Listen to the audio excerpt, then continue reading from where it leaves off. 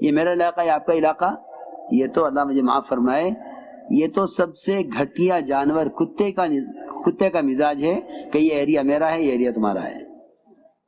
آپ دیکھیے گلیاں اور محلے، آپ گاؤں دیہات میں جا کر دیکھیے، گاؤں کے شاید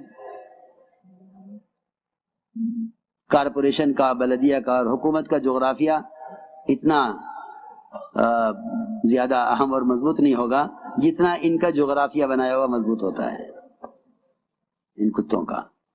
کہاں تک کس کتے کی، کس کی حد کہاں تک ہے اور کہاں سے دوسرے کتوں کی حد شروع ہوتی ہے۔ آپ گاؤں سے گزریں، کتے گاڑی کے پیچھے وہاں تک بھاگیں گے جہاں تک ان کی حد ہے، اس سے آگے نہیں جا سکتے، وہاں سے دوسرے کتے شروع ہو جائیں گے۔ ہاں آپ دیکھیں، میں تو کوئی خیالی بات ہی نہیں کر رہا۔ ہاں اچانک رات کو 2 بجے شور ہو جاتا ہے محلے میں کتوں کا کہ دوسرے محلے کا کتا ان کے محلے میں آ گیا۔ جی ہاں، برداشت نہیں کر سکتے وہ، انہیں معلوم ہے ہماری حد کہاں تک ہے، ہمارا گاؤں کہاں تک ہے۔ خدا نہ کرے، اللہ نہ کرے یہ بات مسلمان میں کہ ہمارا علاقہ ہے تمہارا علاقہ ہے، ہماری مسجد تمہاری مسجد۔ اس کی خدا کی قسم اس سے بڑا کوئی مجرم نہیں ہوگا جو امت کی تفریق کی بات کرے، کیونکہ صحیح حدیث میں ہے کہ ایک آدمی اللہ کی رضا والے اعمال، اعلیٰ درجے کی نماز، اعلیٰ درجے کا روزہ، اعلیٰ درجے کی زکوٰۃ، اعلیٰ درجے کا حج، اعلیٰ درجے دین کی محنت کر کے جائے گا، لیکن زبان سے کوئی ایسا لفظ نکلا ہوگا جس سے امت میں تفریق پیدا ہوئی ہے، تو اللہ تعالیٰ اس کو جہنم میں ڈالیں گے۔ اور ایک وہ آدمی جو اپنی تمام بدکاریوں سے، تمام بدکاریوں کی وجہ سے جہنم کا حق مستحق ہے اور جہنم کے لائق ہے، لیکن اللہ نے اس کی زبان سے ایسا کوئی جملہ نکلا ہے جس سے آپس میں اتفاق پیدا ہو جائے، تو اللہ تعالیٰ اس کو جنت کے اعلیٰ درجے تک پہنچائیں گے۔ یہ تو صحیح روایت ہے۔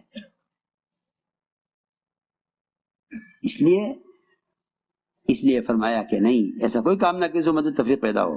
آپ کون ہیں، آپ کس قبیلے سے ہیں، آپ کس قوم کے ہیں، آپ کس خیال کے ہیں، آپ کس طرف ہیں، یہ کچھ نہیں، یہ سب بکواس ہے۔ نہیں، سب کا اکرام کرو، اختلاف مت کرو، سب کا اکرام کرو، سب کو لے کر چلو، اور کام ہے کام کی طرح کرو۔